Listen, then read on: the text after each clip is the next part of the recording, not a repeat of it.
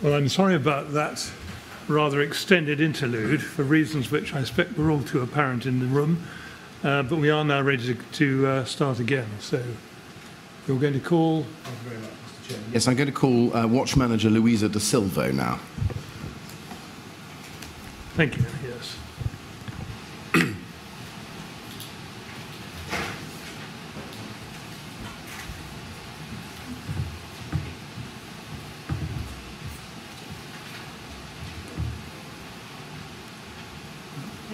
Please repeat after me. I do solemnly, sincerely and truly. I do solemnly, sincerely and truly Declare and affirm. that the evidence I shall give. That the evidence I shall give. Shall be the truth. Shall be the truth. The whole truth. The whole truth. And nothing but the truth. And nothing but the truth. Thank you very much. Now, you'd like to sit down and give your evidence, I think. Thank you. So make yourself comfortable.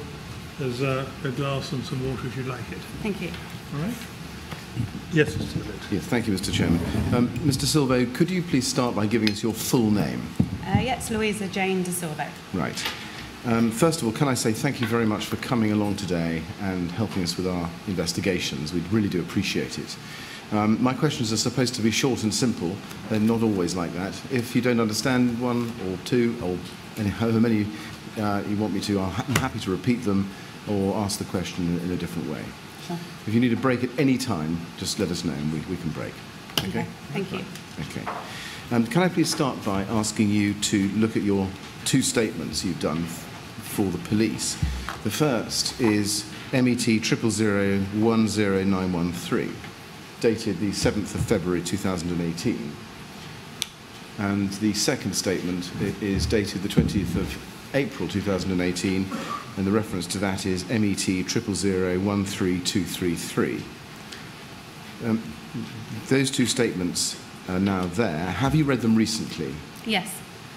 Can you confirm for us that the contents are true? Yes. Okay. Now, I just want to pick up something that you say in your supplemental statement, Sure. just while we've got it, which is 13233, where you say in the second last paragraph, you say, it seems that Alan Taylor was not at the fire on that night. I described the SM as short and bald, and Jason told me that he thought that the SM I thought was Taylor is in fact Andy Walton. Can you confirm that? Yes. Apologies for that. That was my confusion. I just associated the wrong name Right. to the person. Okay. Right. Have you discussed your statement or your evidence that you're going to give with anybody before coming here today? No. Okay. Now, you also have a contemporaneous note which is referenced at MET quadruple 05634. Can you just be shown that? Yes. Is that it? Yep. And it's dated the 16th of June, as we can see from the very top, just next to a signature. Is that your signature at the top? Yeah, that is my signature. Unfortunately, on the day, I got the date wrong. Oh, I see. Okay. So my confusion, it was made on the day of the incident. Okay, right. It was. Sorry about that. Right. Now, we've also got 11 exhibits to your statement. We're going to look at most, if not all of them, and I'm just going to read the numbers into the record very quickly. They are all MET 000, and they are 15813, 15824, 15819, 15814, 15815, 15816, 15820, 15817, 15821, 15818, and 15823.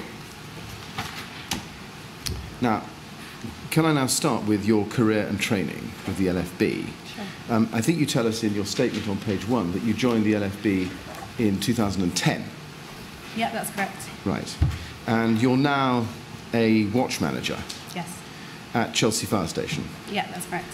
And you became a watch manager in 2015, is that right? Yes. So only after 5 years with the service? Yes. Right. And you say on page 1 that on the night of the fire, it was only your second tour of duty at Chelsea. Is that right? Yeah. Right. So when exactly did you join Chelsea? I believe I joined Chelsea on the 3rd of June. 3rd of June? Yes. Right. Okay. Now, if you turn to page 2 of your statement, you say in various places that you've had training on bridgehead procedures. You say that in the second line of the first paragraph, the first line of the, I suppose, third paragraph, a third of the way down, and again in the middle of the page. Just lumping all those together, could you just explain for us what training for bridgehead procedures you're referring to? So I'm referring to, through firefighter, crew manager and watch manager, I have both received and delivered training on bridgehead procedures, and that would be in the format of lectures, station-based lectures, as well as incident command courses that we go on as officers. So that would be when I was promoted to crew manager and to watch manager. Right. And then throughout the year with exercises and station-based lectures. Okay. And when was the last time you had bridgehead training before the night of the fire? I think I had high-rise training via a lecture that I delivered twice the previous year, probably once early on in 2017 as well. Right. The bridgehead training that you're referring to, is that a standard part of high-rise training, or is it specific to bridgehead management? No, the bridgehead procedures are incorporated into the high-rise policy and procedure note that we will go through as part of a lecture. Okay. Can you just very briefly summarise the key points of bridgehead procedure that you receive as, or give as part of the high-rise training? Sure. So we would go through what equipment needs to go to the bridgehead. Right. And then where the firefighters would set into the dry riser, where the backup crew would set into the dry riser. The procedures around the communications between the bridgehead commander and the incident commander, and letting the incident commander know when you're committing crews into a high-rise situation from a bridgehead. Right. On those last two features that you just referred to, communications between the bridgehead commander and the incident commander, and letting, as you just said, the incident commander know about committing crews into a high-rise from the bridgehead. Those communications, what's the standard system or method of communication that you get trained on? So you'd be using your handheld personal radio. Right. And that is to inform the incident commander when you're going to commit crews, and that they want you to do that. So would the norm be, as per the training, that when you're about to commit a crew, you would use your handheld radio to communicate with the incident commander? Yep, to confirm that you're about to commit the crew. Okay. Over which channel would you normally do that? Channel 1, which is the instant fireground channel. Right. Okay. And would you use that channel, again, as part of the norm, part of the trained norm, if I can use an expression, would you use that channel to communicate back and forth between bridgehead and incident commander? Yes. Okay. And would that normally involve also communicating back to the incident commander the results of any deployment of BA wearers into a high-rise? Yes. So, the training would be around the communications between bridgehead commander and the incident commander on channel 1. Right. Would you normally expect the incident commander to be a link in the communication chain between the bridgehead and the control room about the results of a deployment? In the normal yes. case? Yeah, in theory, information would flow along those lines, yeah. Right. Is that because normally in a normal case on which you would get trained, the incident command pump is the focal point of fireground communication? Yes. I see. Right. In your training, did you ever have any training on fire survival guidance calls and procedures? So again, there is a policy and procedure note that will be given as part of a lecture, theory-based, station-based training. I also took part in a borough exercise with Ealing Borough in 2016 that was centred around high-rise procedures and fire survival guidance. Right. It's Ealing Borough.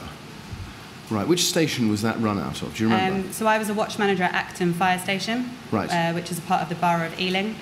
That day, that exercise took place at Acton Fire Station. At Acton. Okay. Do you remember anything specific about that training day? I remember the format of the day, and that the theme was high-rise procedures and fire survival guidance. Right. Every borough had their own exercise.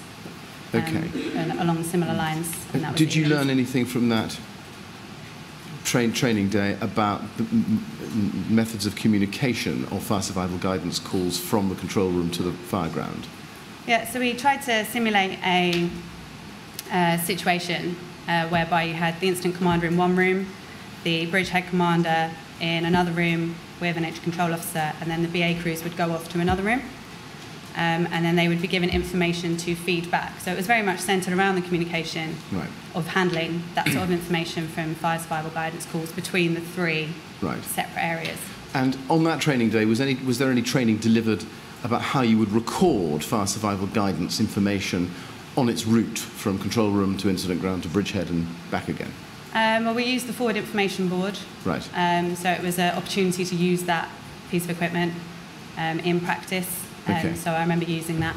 Yeah. Okay. And in terms of the standard approach on that training day, can you just give us the essential methods of recording fire survival guidance information as it moves? The recording. Yes. Yep. So we were informed at the bridgehead of the information, and that had to go on the forward information board, as well as the entry control board that was being run by an entry control officer. Right. So it was centred around briefing those crews and the flow of information between us. Okay. And in terms of the source of the information that you, on that training day, recorded on the FIB, Yeah. what form did that information come to you in? On that day, it came over the handheld radio, over Okay. Channel 1. Right. Were you trained, or did that training exercise look at or train you in the use of control information forms? I believe that was used, yes. The control information sheet was used. At what point in the communication chain in that training exercise? So it would have the information would have come to the bridgehead with that control information sheet. Right. I can't recall if it was probably a mix of radio traffic and the control information sheet. Right. You say mix. Is it one or the other, or one and the other? Probably one and the other, but I don't recall. It was a couple of years ago. Okay. All right. And again, just focusing on this Ealing Borough Acton Station-based training day, was there a command unit involvement? No. The incident commander, for the sake of the exercise, was in a separate room. Right. But there was no command unit on that exercise. Okay. And who would be recording, again, within that training course, who would be recording the fire survival guidance information when it first came to the fire ground from the control room? So I believe it was going to the incident commander, who was then relaying it to us at the bridgehead. Right. And would the incident commander be using the control information form? Yes. Okay. Right. And did you get training on operations within the control room? No. Okay. Are you familiar with policy or policy note 790, fire survival guidance calls? Yes. Okay.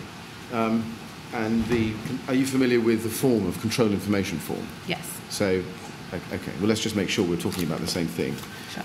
If you could just quickly be shown policy 790 at tab 5 of the policy bundle. This is on page 8 internally, and it's appendix 2. Yeah. That's what you refer to? Yes. Fine. We've been looking at worked examples of those this morning, and we'll come back to them in due course if we need to.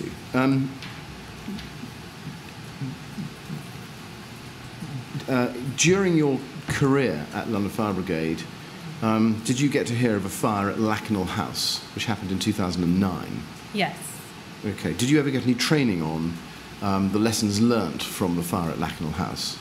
So I received the case study training in 2014 when I was a crew manager at Kentish Town.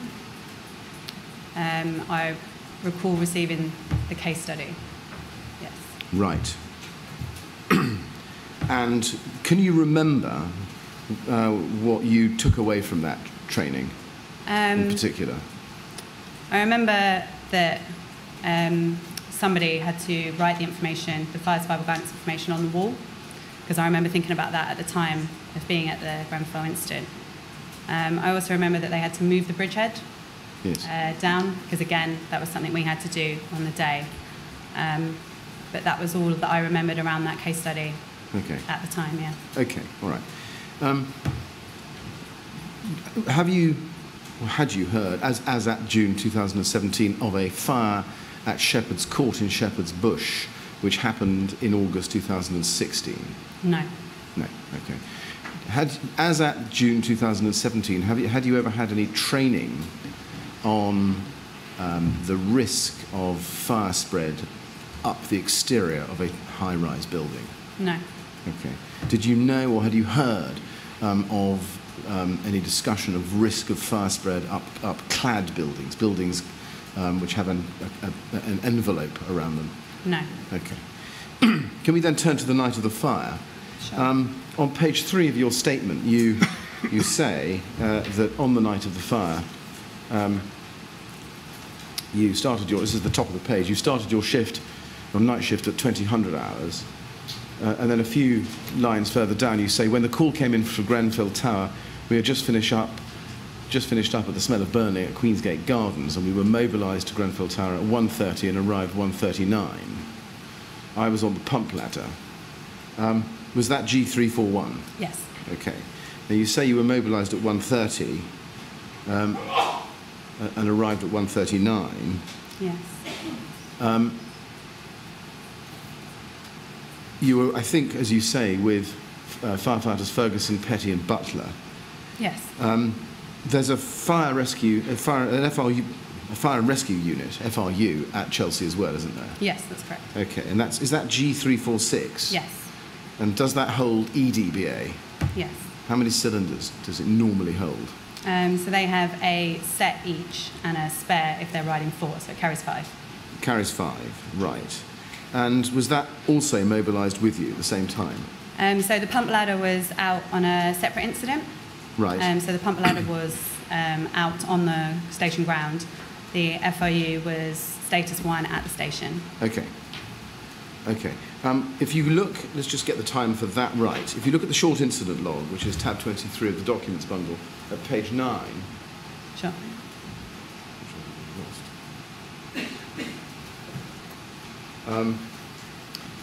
You'll see that the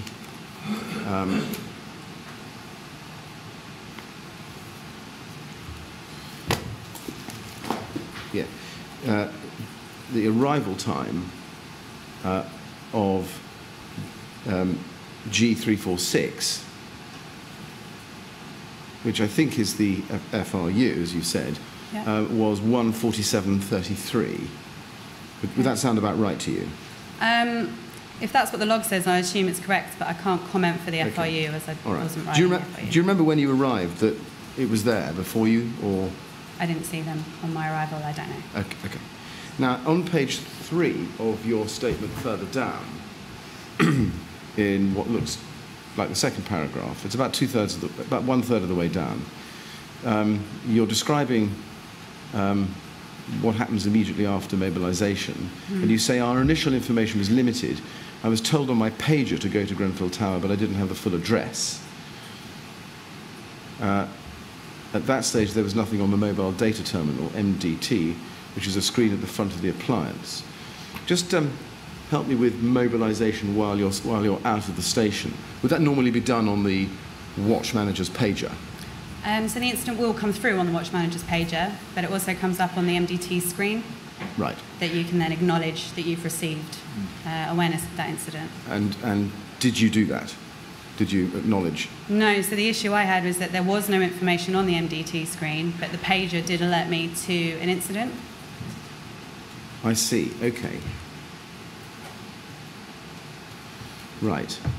And when you go on to say at that stage there was nothing on the mobile data terminal, on the mobile data terminal MDT, which is a screen at the front of the appliance, do you mean that there was nothing showing at all, or there was simply no useful information? No, there was nothing showing at all. It was Right. a blank white screen. Right. Was that normal? No. So normally the incident, the address, who's attending with you, all that information comes up on the MDT screen en route. So that was unusual that it was on the pager but not on the MDT. Right. Was it working when you left Chelsea, left the station? Yes, because we'd had several shouts before the Grenfell incident came. Right. And at what stage did you notice it had stopped working? Only at that stage. So, Right. like I say, the pager alerted us of the incident, And the fact that there was nothing on the MDT screen prompted me to contact control to ask them if they could send the incident to the MDT, as we hadn't received it. Right. And did they? Sorry.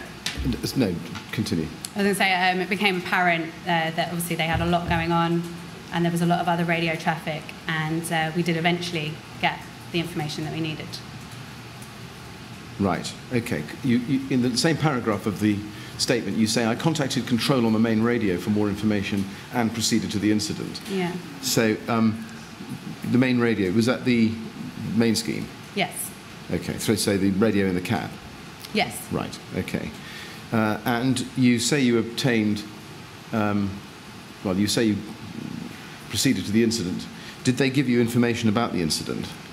So they confirmed that the pager incident was correct. Obviously, my query was, is this incident for us on the pager? So that was confirmed to be so. Okay. So we proceeded to that address. And then later on, the information did come up on the MDT. Later on, the information came up on the MDT while you were still en route? Yes. Okay. When it came up while you were still en route, did that MDT give you any further information over and above what you'd been told by control? Just that it was a high-rise premises. Right. So on the pager, you just get the address. I'm not familiar with Grenfell, so I didn't know what kind of premises that would be. Right. But when you get it to the MDT, not only do you get a location on the map, which is very helpful, but you also get told that it's a high-rise incident. Right. Would the MDT tell you what the makeup was at that stage? It would have told me who was in attendance and who had been mobilised with me as part of an attendance. Right. So you could work out whether at that stage it was a 20 or a 25 pump fire? Yes. Did you? So I believe we were on the make pumps 10. Right. But also en route, we also had further make-ups Yes. whilst we were en route. Okay. And did you get that information about the further make-ups once the MDT had started working? Yes, I believe so. Okay. Now, you say in the next paragraph of your statement that there was quite a lot of radio traffic, mainly from other crews asking for more detailed information about the call also. And then you say, 2 lines down from that, on the radio, heard that the incident was being made up quickly, that more and more appliances were being requested. But do you remember what the pump status was when you arrived, or just shortly before you arrived? So I think I heard make pumps 20, fairly close to our arrival. Right. And then you say, I heard that fire survival guidance calls were in progress. How did you hear that? So I heard Golf 261 take some FSG information Right. from the control Okay. room staff. Did any FSG information come to you? No. G341? No. No. Can I show you 1 or 2 examples of fire survival guidance being broadcast at Sure. that stage?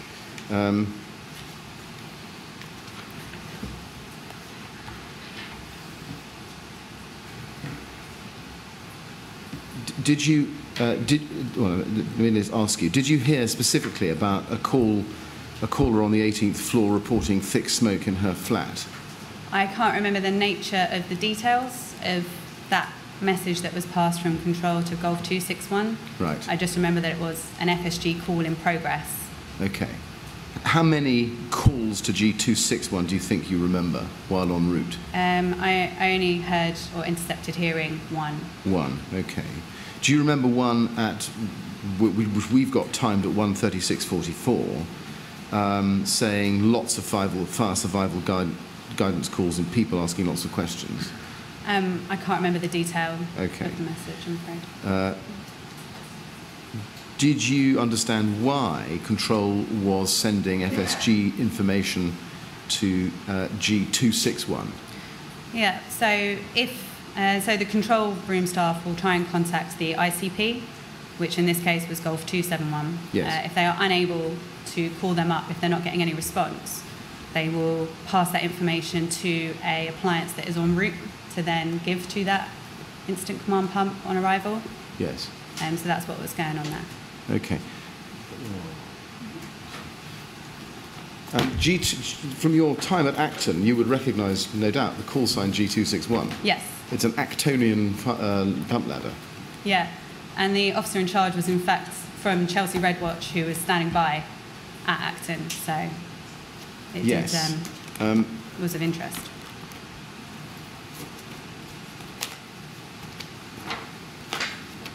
And from that, would you have worked out that G271, being the incident command pump at that stage, was otherwise occupied? Yes, which is normal at that stage of an incident, that the driver of Golf 271 would be trying to undertake many tasks simultaneously, one of which is to try and man the radio, but equally he's got many things to do. And that's understandable that that information might need to be passed to a different appliance en route. Yes. Yeah. Did you know that by 1:41 or so, just a minute or two after you arrive, some 24 fire survival guidance calls had been received by control?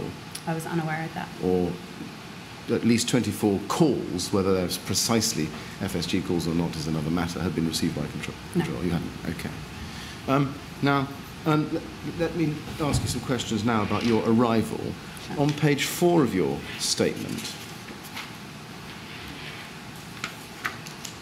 you say, just at the top of the page, 4 lines down, we parked basically at the back of the queue of appliances approximately 50 metres from the tower. Do you remember whereabouts in relation to the tower you did park? So like I say, there was already a few appliances in attendance. So we parked behind those so as to still leave access for any other appliances going through, or ambulances, for example. I think 50 metres from the tower is probably an underestimation now with hindsight. But it was definitely, we parked on Grenfell Road before the junction of Bowmore. Okay. So I passed Bowmore on my way to the tower. Right. And you say that there was a command unit near to the tower. This is just a little bit below that, 5th line down, about halfway between where we parked and the tower. Do you remember which number the command unit was? So that was Charlie Uniform 8, I believe. Right. At the point you arrived, what was the radio traffic about FSG? Do you remember? No. So the last information I heard of FSG information was the Golf 261 message they received. Right. Shortly after that, we arrived, and I made my way to the command unit. Okay. Can I just go back then to this Acton 261 messaging? Can I ask you to be shown, please, the ORR, the operational response report at page 61. We'll start at page 60, which is at 01:35:54.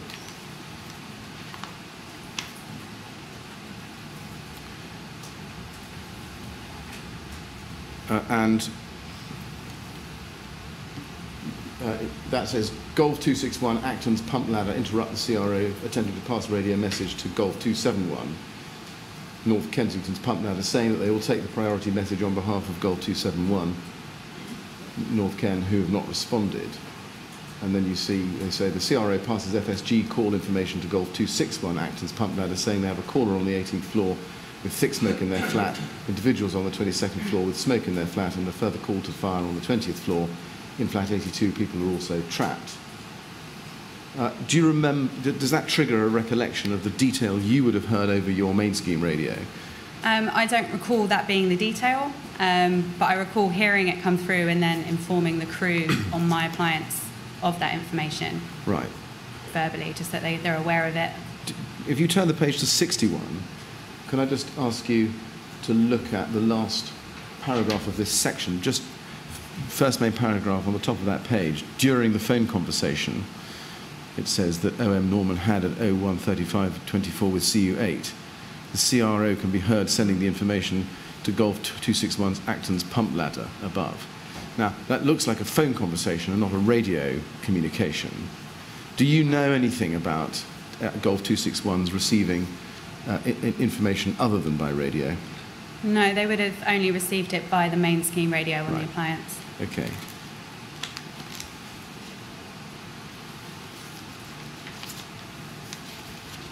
Now,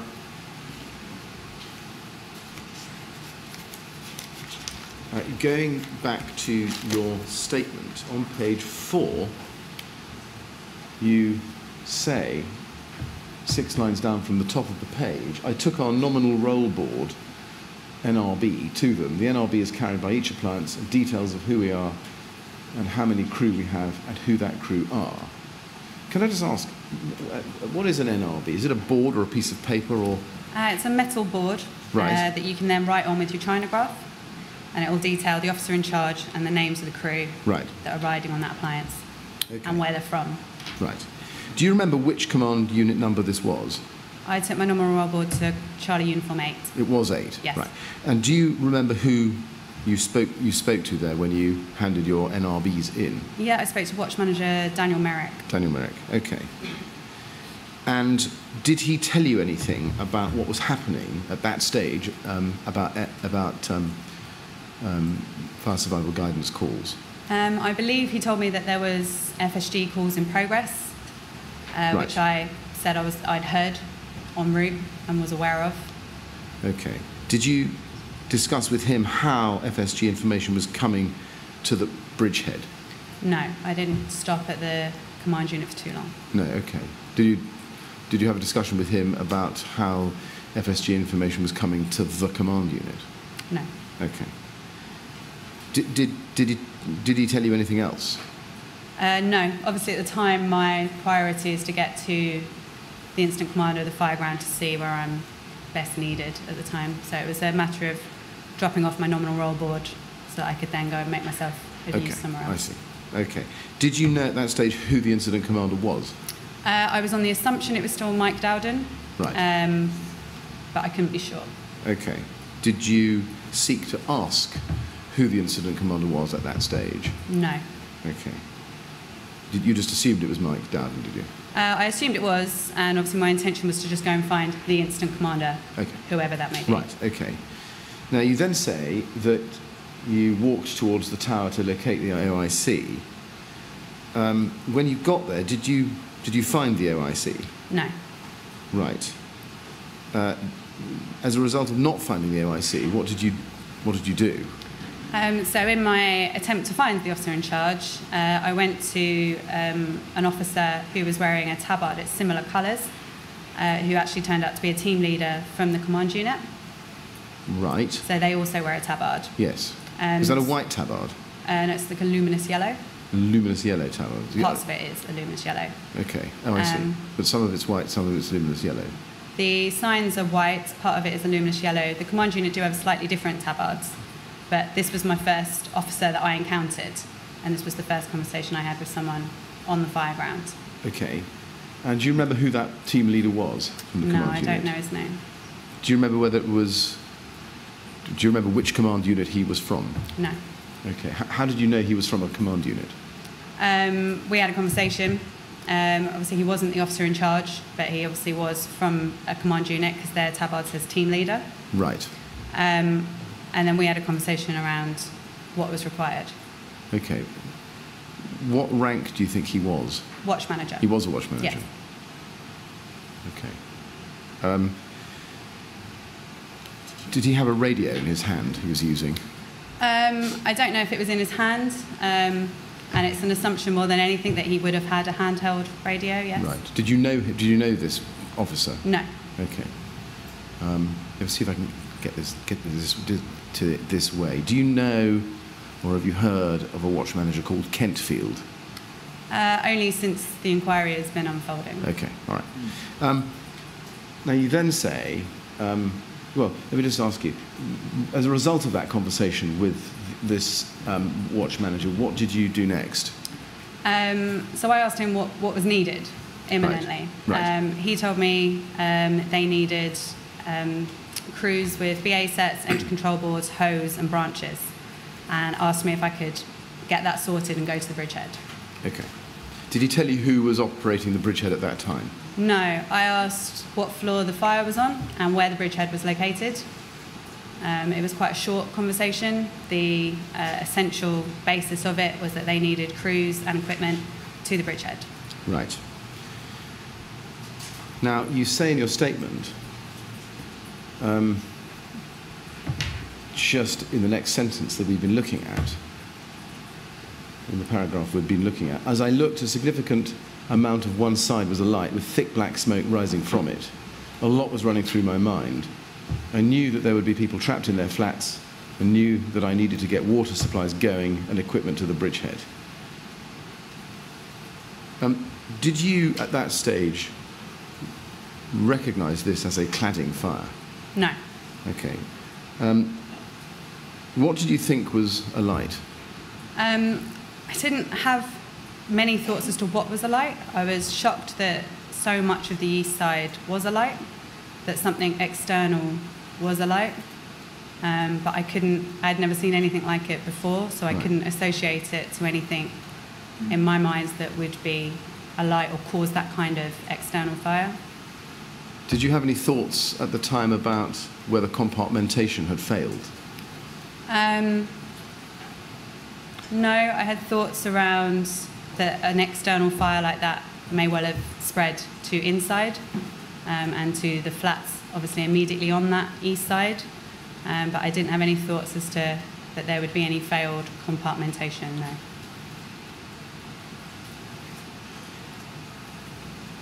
Did you have any thoughts at the time about whether some kind of evacuation should be carried out?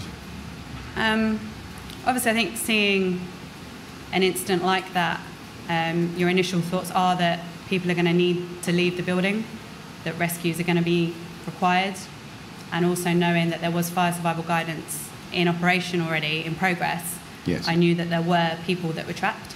Right. When you got to the entrance of the tower, could you see people coming out? I don't recall seeing any residents leaving. That's not to say it wasn't happening, I just don't recall seeing any. And when you say in your statement, as I've just shown it to you, I knew there would be people trapped in their flats, why did you think that? Because I'd literally heard the fire survival guidance information come over the radio, and I'd been informed by Watch Manager Merrick that there was fire survival guidance calls in progress. I see. It's from that. Yes. Did you think at the time that this fire could be fought?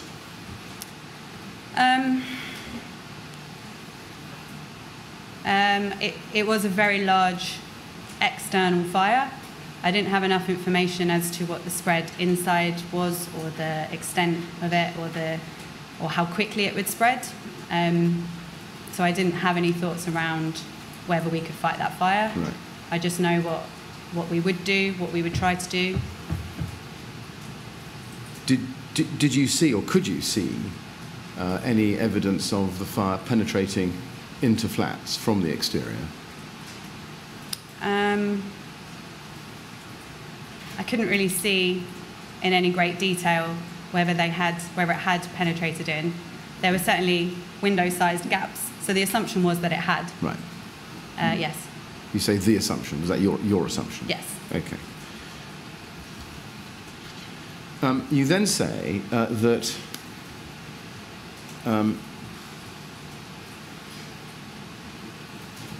you, and this is halfway down page 4, you saw an officer at the front of the block, and he said he needed crews with hoses, branches, an entry control board and BA sets to go to the bridgehead, and asked me to organise them. Do you remember who the officer was? No. Was he wearing a tabard of some kind? Yeah, so this is the officer we just discussed who was the team leader of a command unit wearing that tabard. Okay. Now, you say team leader. Did it say team leader on it? I believe so. Or is it monitoring officer? No, it wasn't monitoring officer. Not monitoring officer. Can I, and forgive the what looks like pot luck, but can I just try a photograph on you and see if we can see how far we get? Sure. Can I ask you to be shown INQ 230?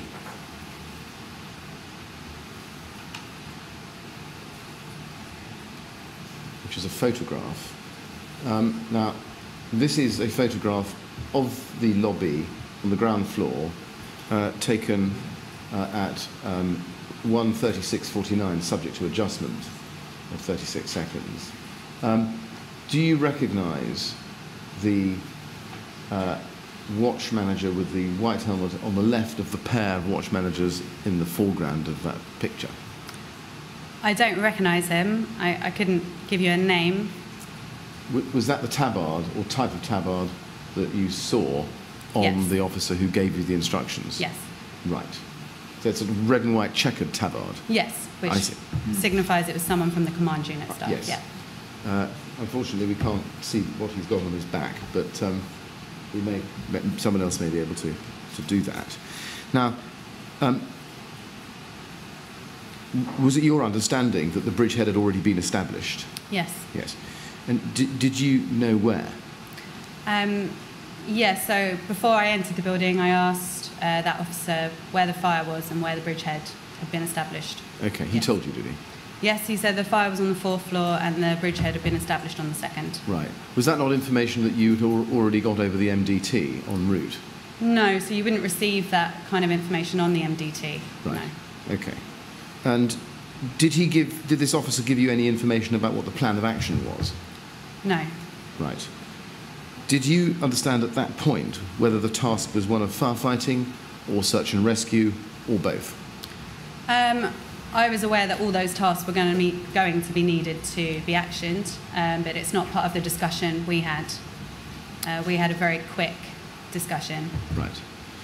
And then you say a little bit lower down, page 4, that's 2/3 of the way down, I radioed my crew to meet me at the front of the building. Where were they at that stage? They were still near the appliance or also on their way down. Right. I had asked them to listen out for me on my radio so that I could go and see what was required and then I could let them know what it is that we needed to be doing. Right. Now you then say, 4 lines down from that, at this stage, whilst still outside the building, I passed an EDBA crew. He told me that there were 8 people trapped on the roof and the EDBA crew who were equipped with lines were going to try to get to the roof to rescue them. Did you, at that stage, were you still waiting for your crew to come with the equipment? Yes. So were you going somewhere or were you standing still? I was walking toward the entrance to the building, Right. which is when I came across this EDBA crew who were entering the building. Right. And do you remember who you spoke to? Yes, it was Phil Wigley Phil Wigley. of Paddington. Paddington, yes. And did you have a discussion about his mission? Yes, I know Phil, we've worked together before. Right. We had a conversation around what it was that him and his crew were going to do. And Which was to go to the roof to rescue 8 people who were on the roof. right. That's my recollection of that conversation, that Yeah. they were attempting to rescue 8 people from the roof, and that's why they were taking line equipment with them. Did Phil Wigley express an opinion to you at the time about the wisdom of that trip? No, we didn't get into that. Did you? So you didn't express an opinion to him the other way about the wisdom No. of that trip? It was very much in passing Okay. kind of conversation as to what he was doing. Okay. Now, at the bottom of the page, 3 lines up, you say, once I had the equipment I needed, I went into the building to find where the bridgehead had been established. Yes. So, let me get this right. When you went into the building, did you know or did you not know where the bridgehead was established? I had been informed that the bridgehead was on the 2nd floor. On the 2nd floor. So when you say to find where the bridgehead had been established, you're not looking for it. You knew where No. it was, but you had to go and find it. Yeah, at this stage I don't know the layout of the building, No, I see. or whereabouts on the 2nd floor they might Right. be. So I think I Okay. just mean where on the 2nd floor they were. Yes. Okay. Now, how long do you think, and it is an estimate I'm asking for, how long do you think after you had arrived at the scene you got to the bridgehead? Within a minute? Within a minute? Yeah. Right, okay. Sorry, from getting to the scene or from entering the building? Getting to the scene? 10 minutes. 10 minutes, okay. And to get from the ground floor to the bridgehead, how did you do that? On foot. On foot. Just following the stairwell. At that time, can you tell us how many, well, give us an impression of how many BA wearers there were on the stairs and in the lobby on the 2nd floor? I don't recall an exact number. There No. were BA crews standing by ready Right. to be committed. And where were they standing when you arrived? From the second floor stairwell backwards through the lobby. That second floor balcony. Right, okay. And were they queuing down the stairs? I can't recall how many crews there were standing by at that stage. I'm not sure. Do you remember whether there was a watch manager at that stage, when you arrived on the second floor on the balcony there, who was, as it were, holding or operating a staging post for BA wearers? Not that I recall, Okay. but I was very focused at getting to the bridgehead. Sure. Now, who was in charge of the bridgehead when you arrived? Watch manager Brian O'Keefe. Okay, Brian O'Keefe. And was he being assisted by anybody?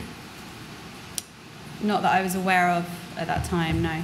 Okay. Now, on page 5 of your statement, you say, 5 lines down from the start, Watch Manager O'Keefe and Station Manager Taylor were at the bridgehead with me, along with 2 entry control officers, Firefighter O'Byrne and Firefighter D. St Albin of North Kensington. Now, I just want to ask you about the reference to Station Manager Taylor. I showed you your second statement earlier, Yeah. which said that the reference to Taylor should be a reference to Walton. Do you remember Station Manager Walton being there on the bridgehead when you arrived? I do remember him being there, but I felt at the time that Watch Manager O'Keefe was in charge of the bridgehead. Right, okay. And what was Station Manager Walton doing when you arrived? Do you remember? I don't recall.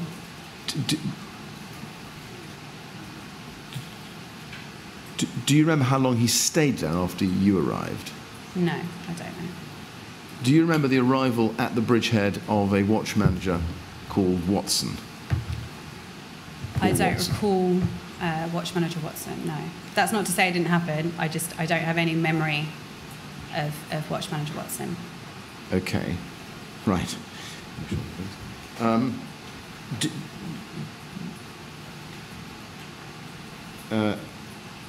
Okay, do you have a clear recollection of Station Manager Walton being there?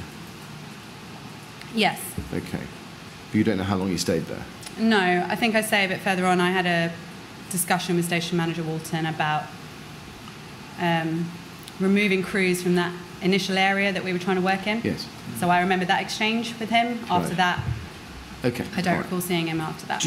Do you know who the incident commander was when you arrived at the bridgehead and saw him? The incident commander. Yes. Let me ask the question this way. When you arrived at the bridgehead and saw Station Manager Walton, do you remember who the incident commander was? No, I didn't know. When you saw Station Manager Walton at the bridgehead, was he wearing an IC tabard? No. Now, you say that on the bridgehead there was Firefighter O'Byrne and Firefighter D. St Albin. What were they doing? They were entry control officers. They were acting as ECOs, were they? Right. At that point, do you remember, when you arrived, do you remember whether anybody at the bridgehead was receiving fire survival guidance call information from anywhere? I don't know specifically. On my arrival to the bridgehead, I was tasked with collating the FSG information. I don't know who was doing that prior to me. Right. I was given a forward information board that had information already on it. Okay. Did you see any signs at the bridgehead of fire survival guidance information having been recorded somewhere? Just the information that was already on that forward information board Okay. that was handed to me. I'm sorry. Okay. Sorry.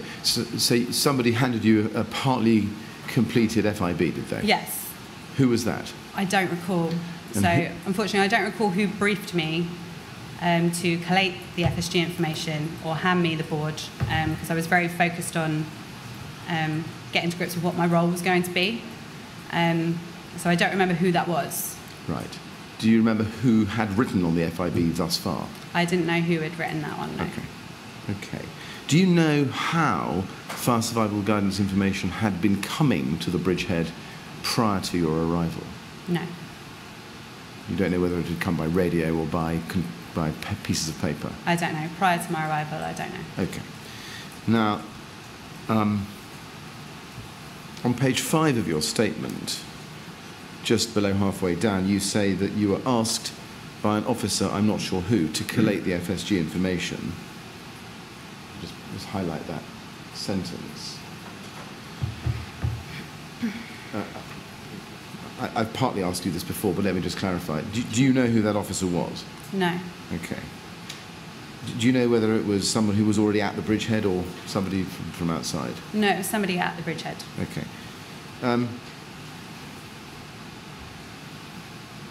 Now, Brian O'Keefe has given evidence to the inquiry already, and he said when he gave evidence, and this was 5th of July, page 99, lines 1 to 8, just for our benefit, and I give you the gist of it, that you were briefed and then accompanied to the bridgehead by Watch Manager Watson.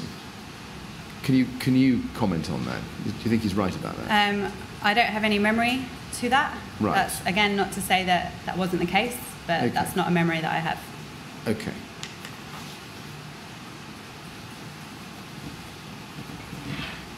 Were you given any specific instructions as to how to go about collating the FSG information? No. Okay. So in order to carry out the task that you were given, what were you drawing on? The Forward Information Board. Okay, but in terms of sort of how to do it guide, what were you relying on? So previous knowledge, really. I know that the Forward Information Board is used for that reason. Right. And designed for that reason. The information that was already on there, I just followed suit from there. It was very much a list. Right. So I just followed suit with what was there already and just Okay. continued with that. Can you remember whether what was there already was detailed FSG that you would expect to see? I don't recall what was there exactly. It certainly wasn't the amount of detail that we get from a control information sheet. That can take a lot of detail onto that piece of Yes. paper. So I'd say it wasn't that amount, but it was more than, say, the floor and flat number, but less than the amount that you can get from a control information sheet. And was the amount of FSG on the FIB voluminous? Was there a lot of numbers of flats and floors, or? No, there was a few entries, a handful of entries, just listed in Chinograph. Right. Were you able to form a mental picture comparing what you saw on the FIB with what you'd heard over the radio coming to the incident about whether or not sufficient FSG information had made it to the bridgehead by that point? I wasn't in a position to be aware of that at the time. Even though I had heard the information en route, I didn't write it down myself. No. So I wasn't in a position to be able to sort of cross-reference if that was on there. And even as soon as I was briefed and put in position to collate the FSG information, it immediately started to come to me in various ways. Right. So I didn't have too much time to question too much about where it had come from. I just had to continue with the task as best I could. Yes. Now, just taking that a little bit further forward, in your statement on page 5, you say towards the bottom, and this is 6 lines up from the bottom, sorry, 8 lines up, I suppose we could start. When I was handed the board, some information had already been written on it, maybe 3 or 4 flat numbers, floors, and numbers of people in each. Did you have, just looking at that, did you also have any information about the conditions, such as smoke or fire? I don't believe so, FIB? no. No, okay. You then say, 2 lines down, I was briefed to take the board and continue to collate the FSG information. I used this board to collate a list which already had information on. Now, what was the purpose of the collation exercise? So obviously the information comes in from the caller to control, and then obviously it's essential that we have that information at the bridgehead. Right. So when you my say, task, was to just continue making sure the bridgehead had that information or was receiving that information. Okay. And it's the word collate I'm interested in. Do you really Right. just mean record? Yes. Okay. Yes. And then at the stage you took it over and started recording the FSG information, how was that information then used to brief crews? So at that stage, Watch Manager O'Keefe was briefing and committing BA crews, and he would liaise with me as to where we needed to prioritise BA crews to go to in regard to those FSG calls that we had at that time. Okay. Now, do you remember, once you'd started working at the bridgehead, who the first crew you saw get briefed by Brian O'Keefe was? Do you have a particular recollection? No, I don't recall. Okay. Now, I just want to jump ahead in your statement to page 12, if I can, and just ask you something which is out of order in your statement, but relevant here. At the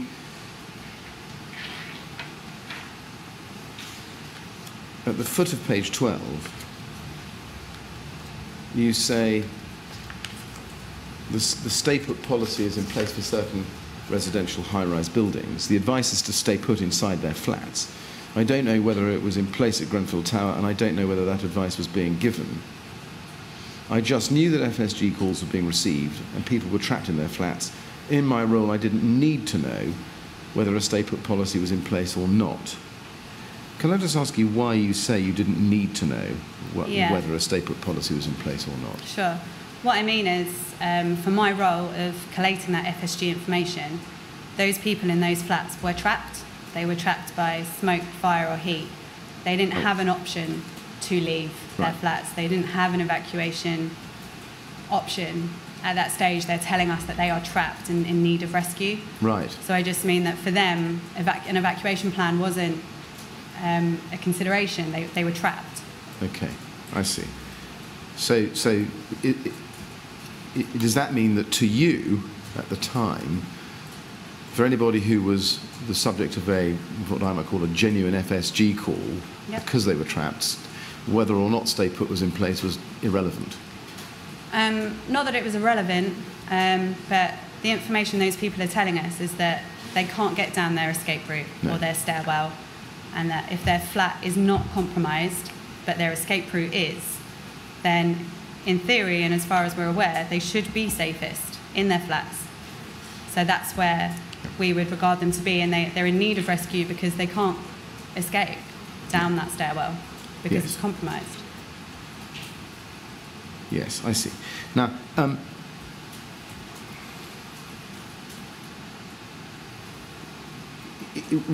would it have helped to know if stay put advice was still in place? In other words, hadn't been revoked by control or the incident commander, or indeed anybody else.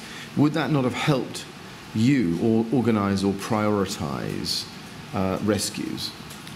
I think by the time I arrived, yes, and the amount of FSG calls that we had in progress, like I say, those people were trapped, and at that stage we had no way of alarming residents to leave the building. The stairwell was fully in operation of firefighters and firefighting rescues, and that in fact having that one stairwell for firefighting and for evacuation was going to be more dangerous and a higher risk at that stage of the incident. Yes. So the stay put policy makes sense in that they should be safe in their flats. Did you, when you arrived and started the exercise of recording the FSG information, running entry control and the FIB, did you observe anything about how far up the stairwell was compromised with smoke? No, not at that stage. No. So we were waiting for, it wasn't until firefighters started to return from their BA wares that we were getting more information as to how much of the stairwell was compromised in terms of smoke logging, lobbies being smoke logged. Right, okay. So this wasn't a discussion you had with Brian O'Keefe when you arrived then? Not on arrival, but soon after we did discuss conditions and where the BA crews were to go to, which FSG calls to prioritise, that kind of thing. Right. Do you remember the first crew debrief that you experienced after arrival? No, I don't recall a debrief with the BA crew because I was solely focused on Right. the information coming into me and getting it on that forward information board. Okay, well, we'll come back to that in due course. Mr. Chairman, the witness has been going for an hour, Yes. I've noticed. We're not at a particularly natural place to break, but it may be good for the witness and for us generally to have a short Would you break. like to take a break now? Yeah, sure. We've lost quite a lot of time today, and you're probably aware of that. I'm sorry we kept you waiting to come That's okay. into the hearing room. If we had a 10-minute break now, would you feel able to go on till 4:30 or shortly Certainly, after that? yes. Yeah. Right, thank you. Well, we'll plan on that basis then. Okay. So we'll stop now for 10 minutes till 4 o'clock. I have to ask you, please, not to talk about your evidence or anything relating to it Sure. while you're out of the room.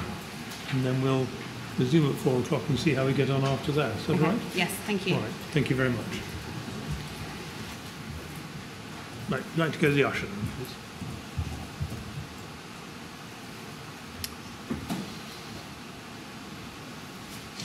Just for the benefit of everyone else in the room, having lost quite a lot of time earlier on, I'm minded to sit on until 4:30 or possibly a little later, depending on the witness's ability to cope with giving evidence.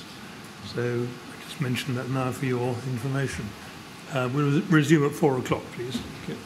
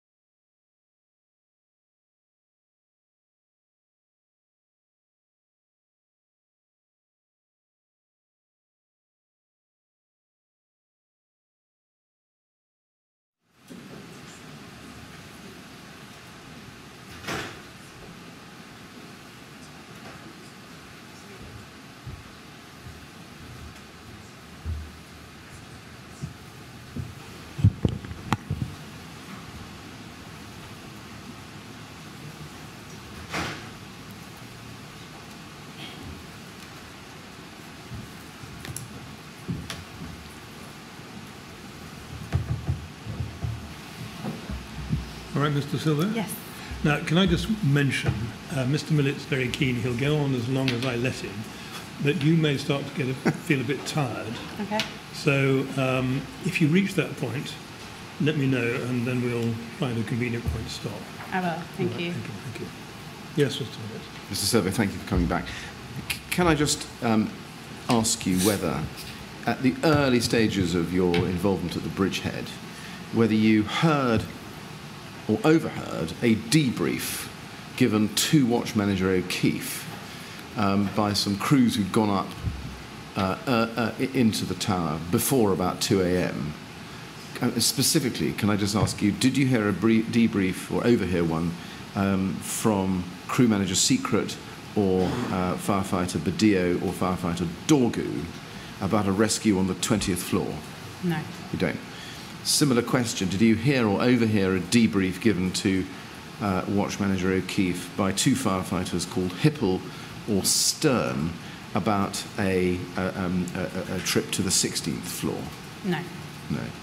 Did you hear any or overhear any debriefs by any crews coming down? No. So At that early stage? Yeah, I was very focused on the role that I'd been given and the information that was on that board, and obviously it's a very dynamic, chaotic situation at those early stages of the bridgehead.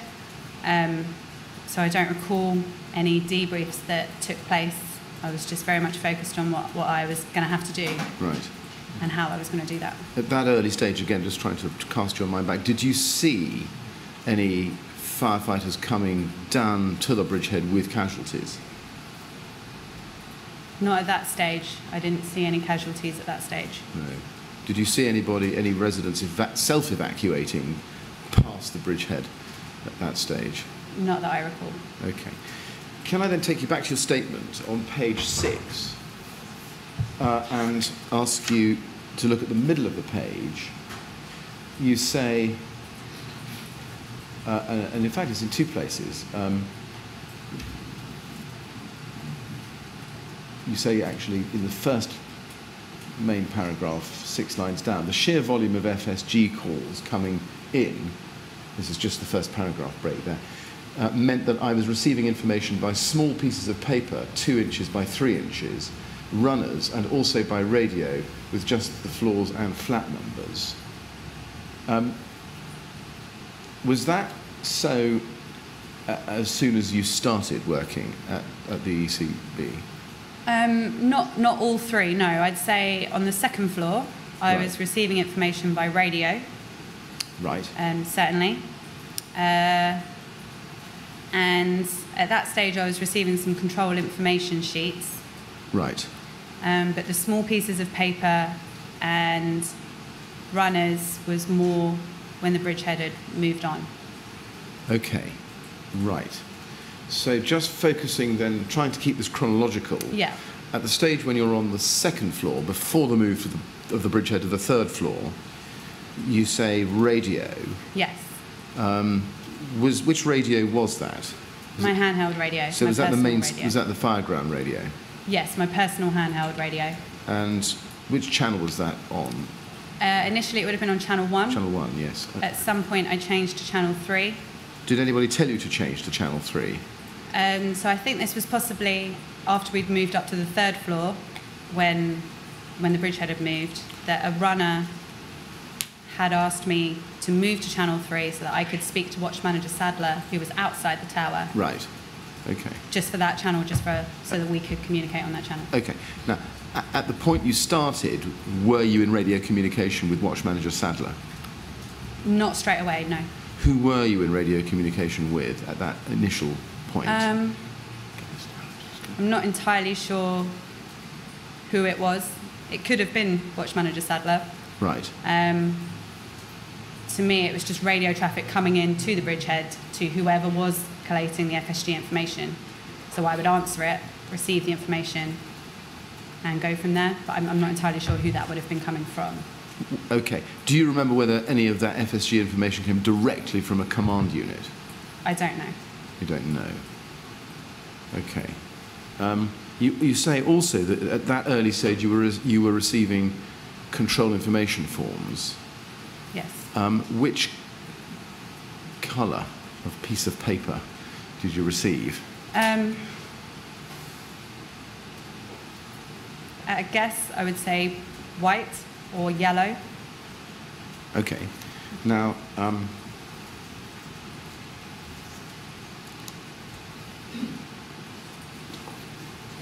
can I just see if... No, that's utterly misleading. Can I just see if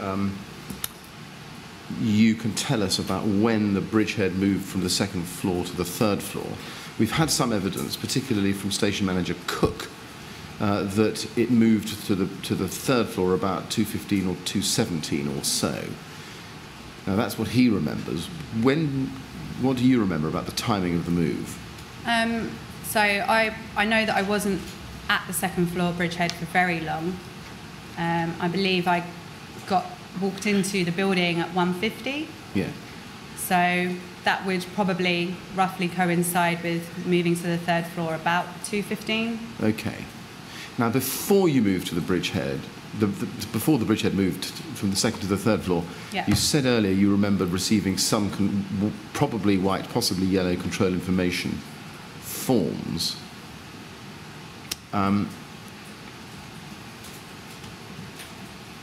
Let me see if I can show you one or two, see if we can get the timing right. Can I ask you to go to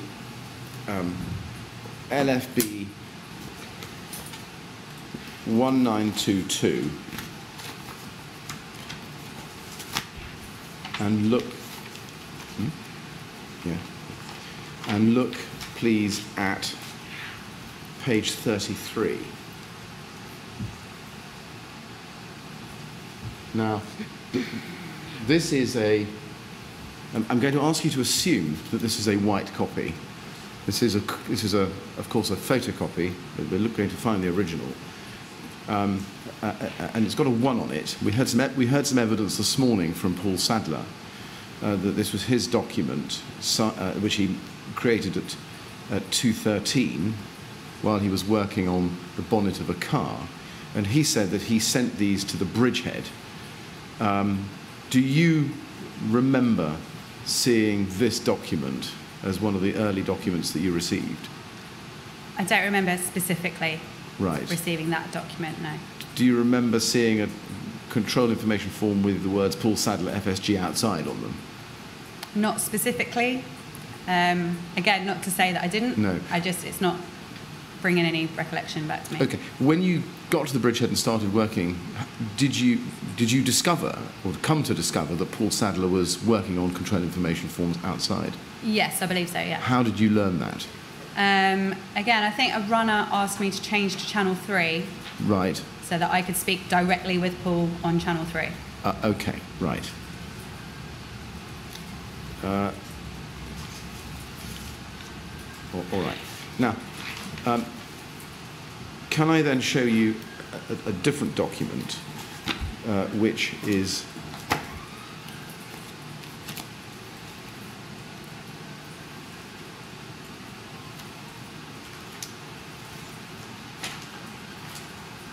you just allow me to find the reference.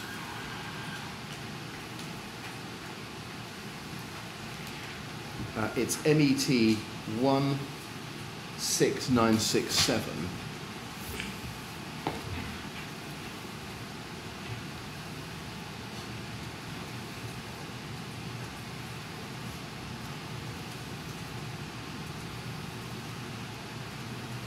Now, again, we heard this morning from Paul Sadler about this document, which is a photocopy. I'll tell you what this is. This is a photograph taken by Paul Sadler at 2:19, he told us, of an envelope, which he says he sent via runner to the bridgehead. Not the photograph, the actual paper envelope.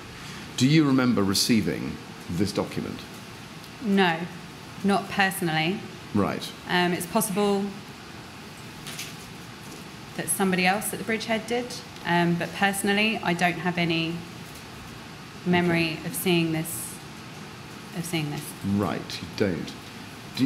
Do you have a memory of being given a bunch of fire survival guidance details like that?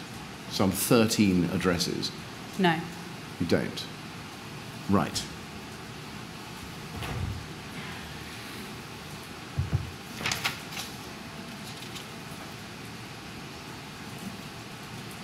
Before the move to the third floor, before the bridgehead moved to the third floor, do you remember how many control information forms, roughly, you got?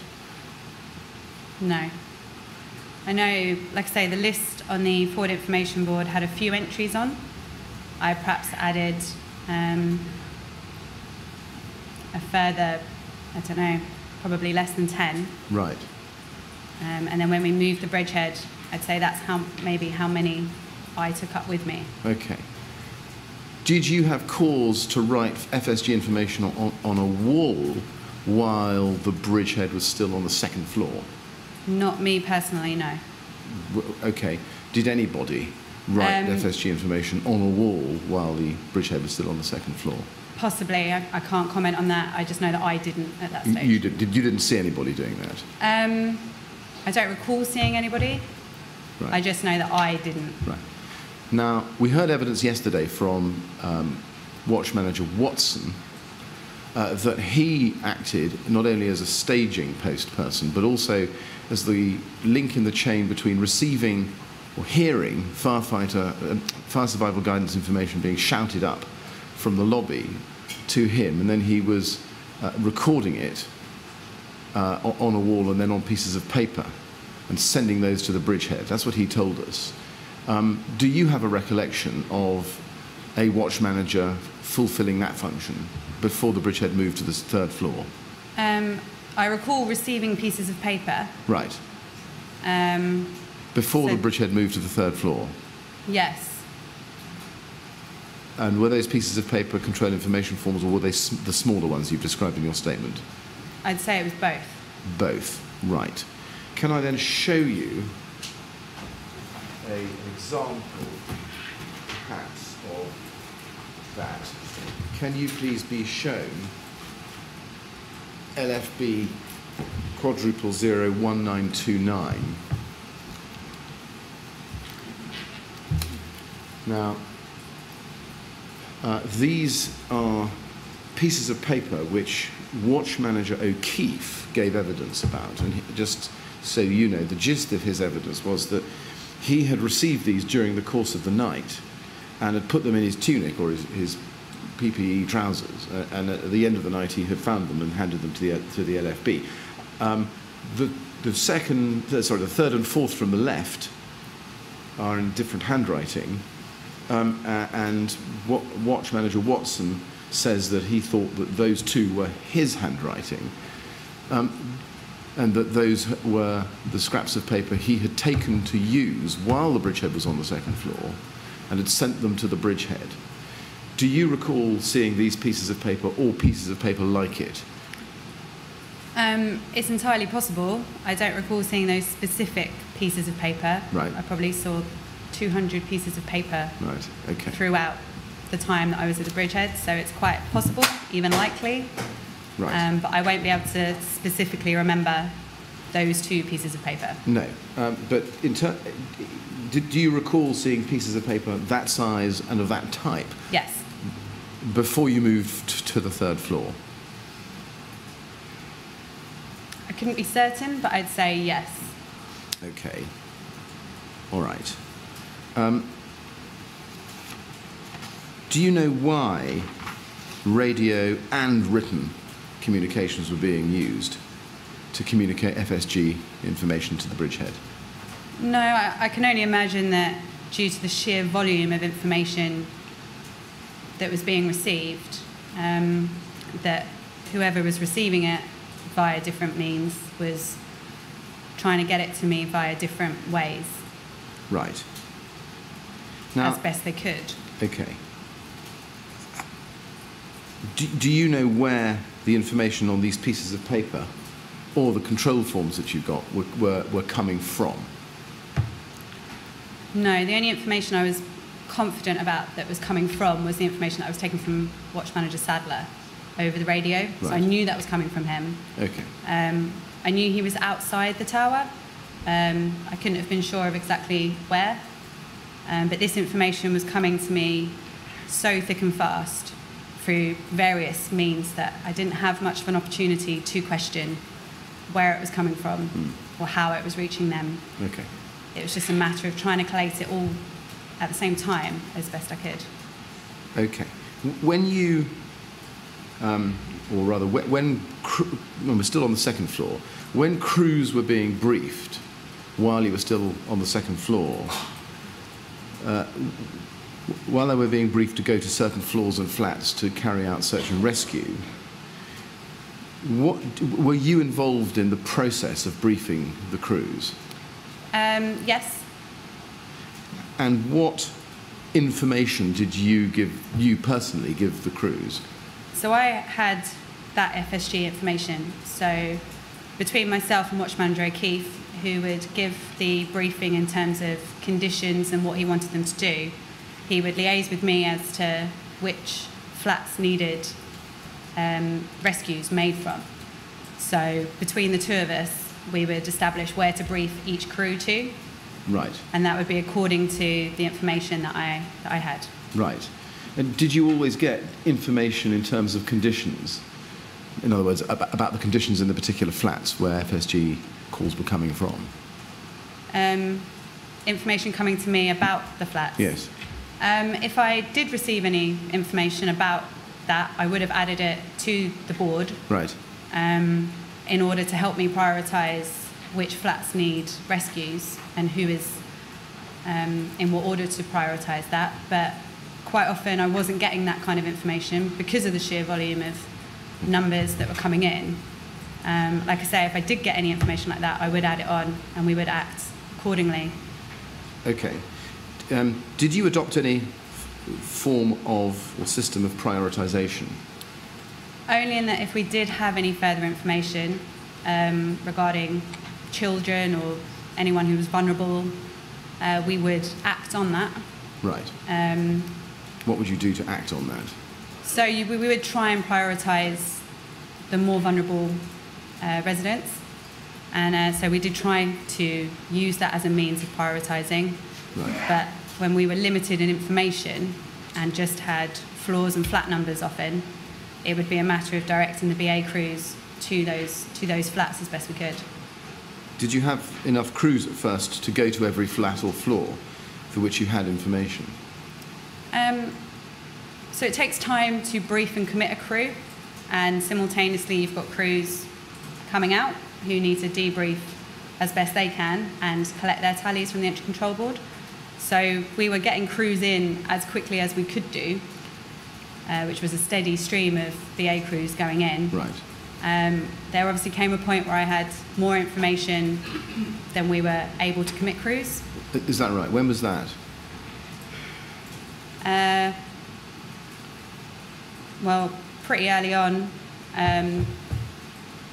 It was just a matter of giving the next BA crew the next number, the next flat number. Okay. So I'd say early on we had more numbers than we were able to commit crews. Right. And how long did that deficit of crews last for?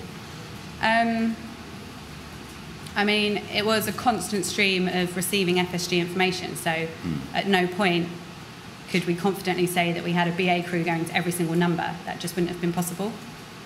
But it was, we had a availability of BA crews, but like I say, it just takes time to get them crews briefed and in, yes, as well as crews coming out.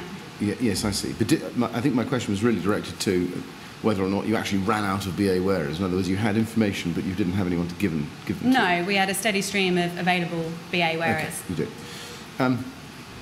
Did anybody ever ask you to prioritise based on information about smoke density within a flat? No. Again, if I had that information that an occupant was in a heavily smoke-logged flat and in need of rescue, we would have prioritised that. But right. unfortunately, we often didn't have the information Okay. because it was centred around floors and flat numbers due to the number of occupants that we had coming in. Okay. And how many firefighters would you send to each flat, generally? A crew, so a BA crew of at least 2. So At least crews 2. were in 2s or 3s, and Okay. it was at least a BA crew to an FSG. Did you ever get evidence of the top floors of the building being most severely affected and needing BA rescues more urgently? Not in terms of more urgently, or in term. I didn't have any information regarding their smoke conditions. I had information that there was FSG calls in progress on the 23rd floor, Right. and I actioned that accordingly. Okay. Do you remember any information coming from the command unit or via Paul Sadler at about 2 o'clock in which there is information that the floors 21 to 23 are the most severely affected? No. No. Okay. Do you recall whether crews essentially decided their own briefs for themselves at any stage? No, every BA crew was briefed with an FSG location. What was often the case is that they were unable to get to that flat for various reasons. Do you remember a crew choosing for themselves to take a BA set up to some occupants in a flat on floor 9, for example? No. You don't. Can I just ask you then to go back to your statement and look at page 5?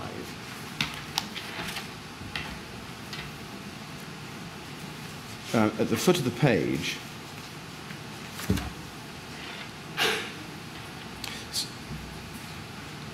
you say, using that information, I assisted with briefing crews to go to certain floors and flats to search for and rescue trapped residents as per the information I had at the time.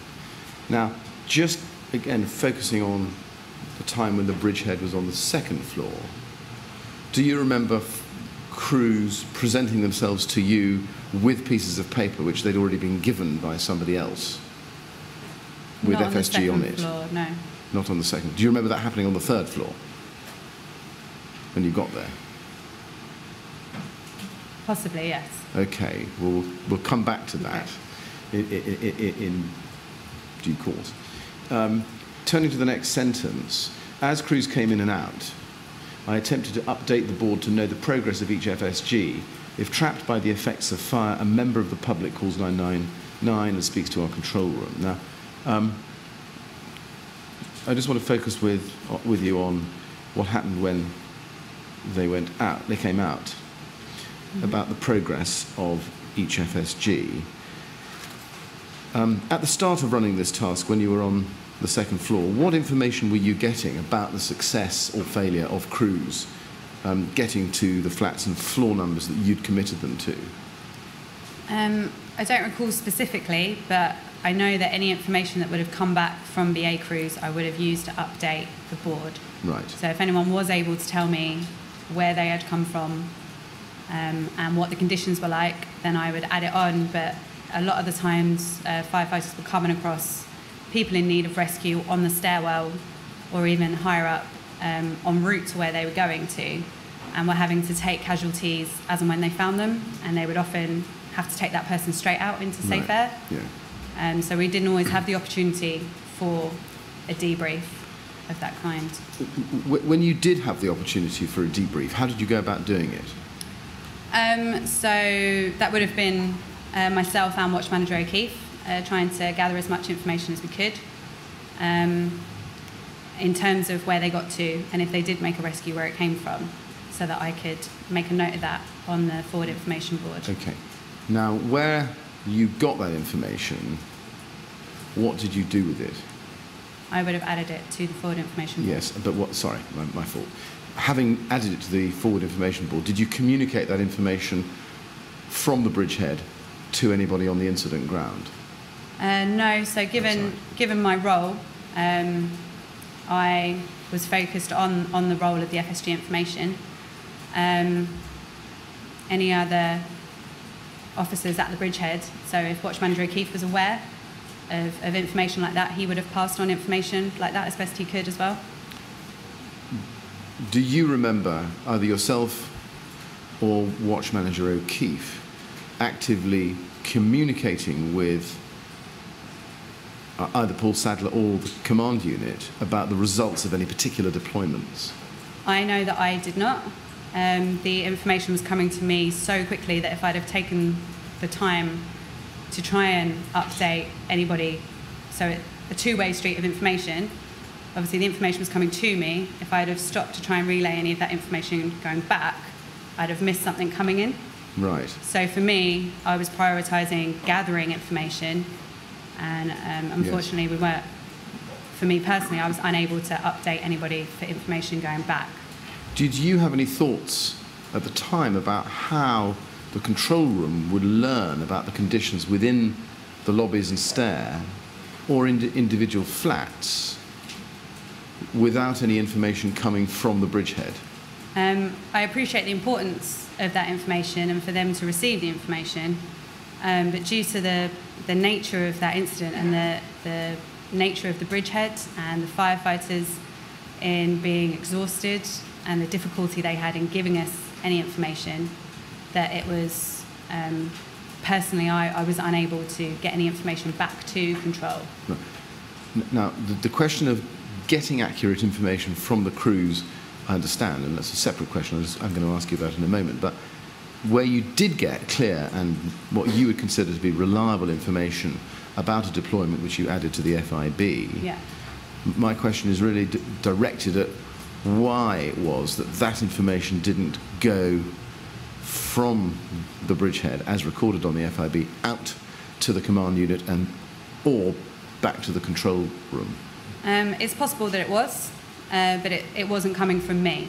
Right. So because of my role and gathering the information, like I say, I couldn't stop doing what I was doing, or we'd have lost information which I just couldn't. No. I couldn't risk happening. In my position, it wasn't part of my role to communicate that information back. It was just to try and annotate the board that I had as best I could. Would it have been possible to designate a firefighter who you had on the bridgehead, or indeed to find somebody and task them with positively communicating the written results of a deployment you were recording back out to Paul Sadler or to anybody outside the bridgehead so that they could send that information back to control? With hindsight, possibly yes. But at the time, and especially on the second floor, we didn't have the resources to do that, and we had to prioritise getting VA crews in, the rescues that were happening, and gathering that information that I had. So to stop and designate that to a firefighter when we needed all hands on deck, essentially, at that time, wasn't possible at that time. Thinking about the difficulties of debriefing crews, which you referred to a moment ago, did you have difficulties actually extracting reliable information from returning deployments? So across the duration of that night, firefighters were certainly returning extremely exhausted, dehydrated, on the verge of passing out. I would say they were certainly suffering from heat stress, right, which affects their cognitive ability and their decision making, and they were certainly in need of medical attention. Right. And the best thing I could do for them at that time was to try and reassure them, cool them down, get them water, get them oxygen. Right. So they were in no way able to inform us as to where they'd made rescues or how many. Right. It was just a matter of trying to take care of their welfare at that time. Okay. And was that, looking back on it, was that the invariable experience you had, or were those just exceptions, or no, I'd say a minority? Sorry, the majority of firefighters were suffering with heat stress, right, due to the circumstances, the travel distance, the adrenaline, the efforts that they put in were 110% every time that their relief to return to the bridgehead when they had almost no air or sometimes no air left. It was visible relief that they had made it back, and the fact that if they'd managed to bring a casualty with them was an amazing achievement. So at that point, to either try and question the casualty or the firefighter, it wasn't an option. So we just couldn't get information back from them that way. They needed help. Right. Are you trained in how to spot high metabolic heat stress in firefighters? So at training school as a firefighter, you are taught about heat stress, heat exhaustion, heat stroke. So it's something you're aware of.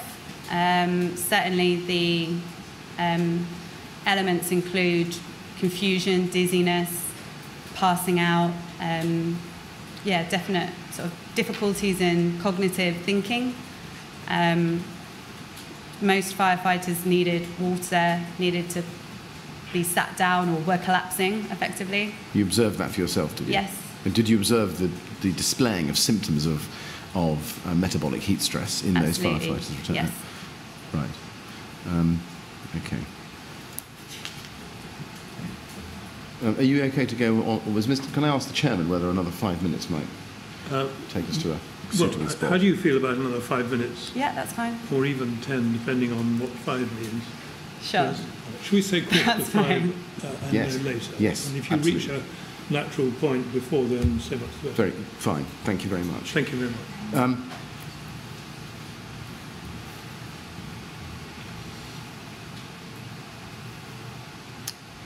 So, continuing on this theme, just in terms of timing, on page 8 of your witness statement, you just jump ahead a moment, a quarter of the way down, you describe there what you've just been telling us about just now.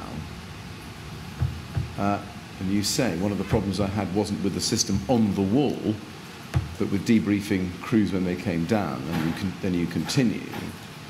My question there is, these conditions that you observed, that you describe here in your statement, and you've just told us about, identifying metabolic heat stress, was that also your experience while the bridgehead was on the second floor? So although I think it probably did take place on the second floor, Right. I wasn't aware of it. It was most certainly brought to my attention when the bridgehead was moved to the ground floor, Right. where firefighters would come down that stairwell immediately to us at the bridgehead, and that was very apparent at that stage. Right. I see. Okay. Okay. I should just tell you this, to be fair to you, that the way you say on the wall, it looks from the statement that you're there dealing with the written information when the bridgehead was at the third floor.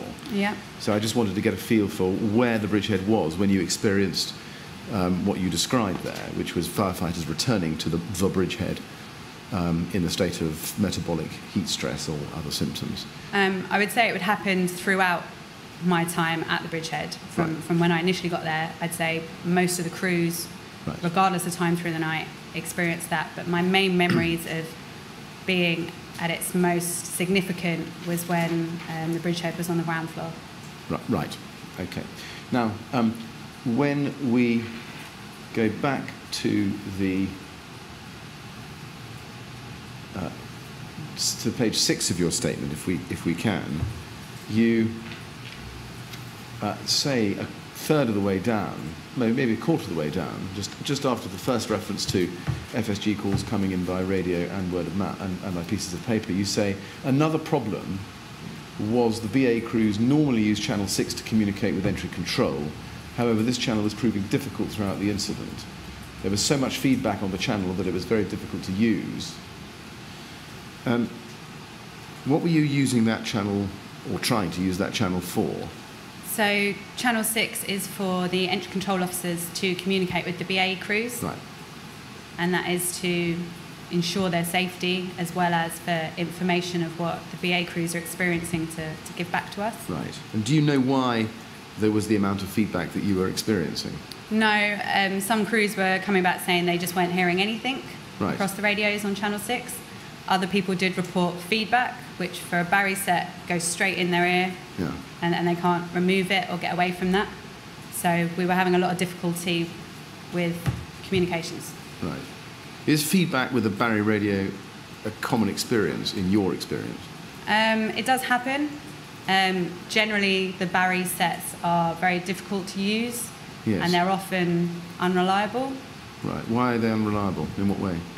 There's problems in that there's several parts to it. So firstly, it has to, when you rig, it has to go on correctly for it to work effectively. Bits can get dislodged and moved around, and then they can't hear you or it doesn't work. On this particular incident, I don't know if it was the sheer volume of crews that we had on Channel 6 or what, Right. but it wasn't working. So where crews couldn't communicate with the bridgehead through Channel 6, what would they do? So for a lot of the time, we were unable to get any communications from them at all, which Right. is worrying in terms of safety, because we want to monitor their air, we want to know their location. If they get in trouble, we need to know where to send an emergency crew, but as well as where they're firefighting, where they think they are, where they're finding casualties, what rescues are taking place. We're not able to get any of that information back either. Okay. And you mentioned in your statement, just a little bit further on, that you say that left Channel 1, which is used for fireground traffic. Did you use Channel 1 to communicate from the bridgehead to deployed crews? For BA crews? Yes. No, we use Channel 6. Okay. You say that left Channel 1, but you didn't use it. So as in Channel 1 was effective, but it is for the fireground. It's for the incident commander to communicate with his ops commanders and various other information exchanges. Right. If we'd have tried to use that for BA also, it would have been too much traffic on that channel, Right. which is why we have a separate channel for BA crews, so that the incident commander doesn't have to, or the fireground don't have to be aware of all that information that's going on, Yes, all yes. that radio traffic. Did you experience difficulties in communicating with crews above a particular floor at any time? Was there like a cut-off floor above which you would lose Channel 6 communication with BA wearers? Not that I was aware of. I had a general understanding that we were not receiving any information back Right. because of the nature of Channel 6. Okay.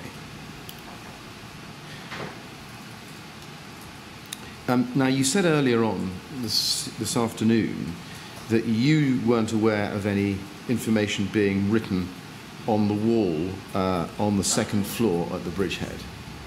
Can I just show you a photograph to see if you can help us with it? Sure. Could you please be shown MET 000013074?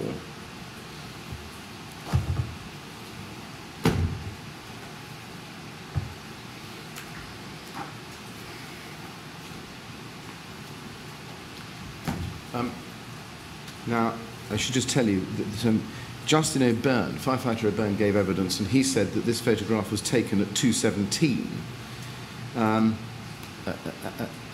Do you recognise this wall writing? No. No. Is this the first time you've seen anything like that? Other than in the inquiry, yes, but Right. not prior to that. You don't recognise it from the night? No. Okay.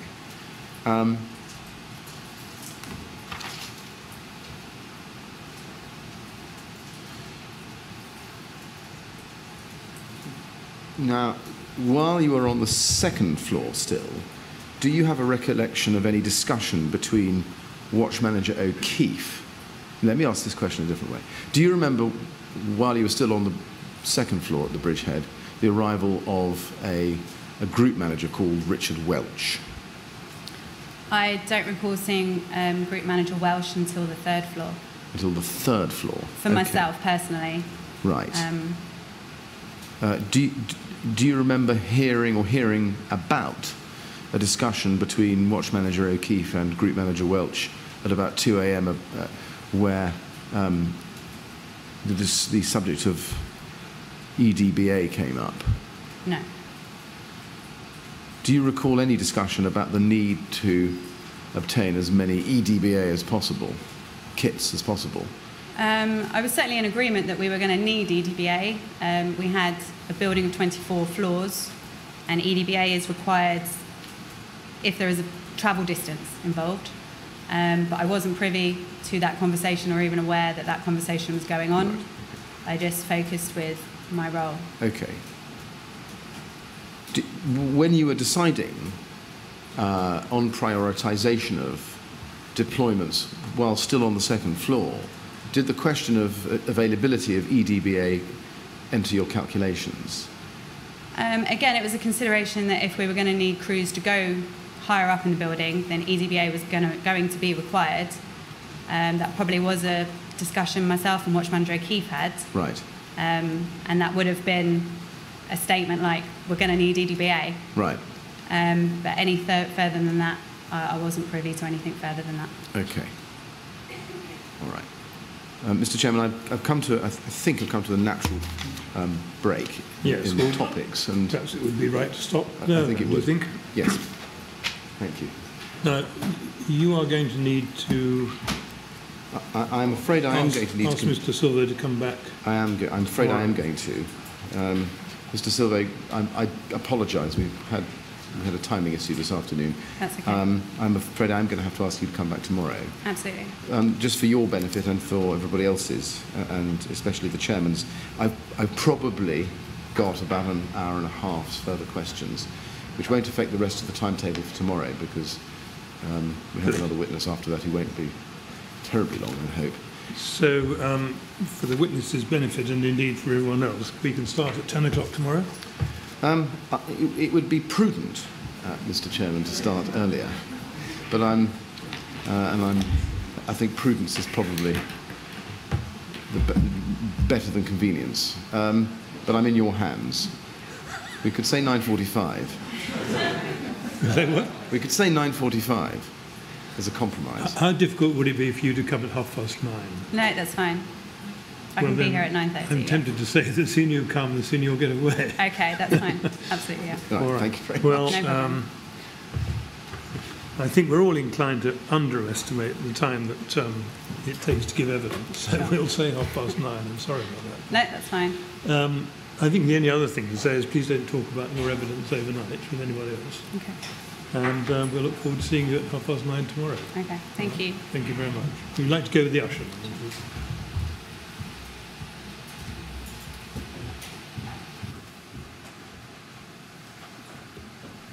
Good. Well, that's it for today, and we'll resume at 9:30 tomorrow, please. Thank you very much. May I have your attention, please? May I have your...